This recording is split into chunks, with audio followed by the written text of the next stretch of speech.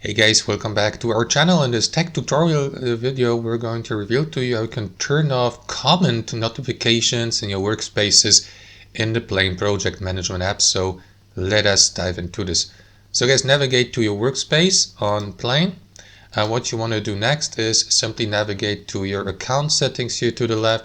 And if you keep receiving these notifications, for example, if someone has commented on one of your work items or projects, you can disable these notifications through your account settings in the top left corner and through notifications here.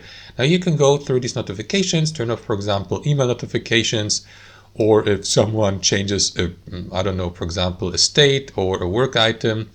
And if you'd like to remove these comment notifications, guys, simply turn them off here to the right. As you can see, they will be turned on default, so simply turn them off, and that is going to be applied automatically. So guys, that's it. Thanks for watching. Hope you enjoyed it, got some real value from it, and we'll catch you later.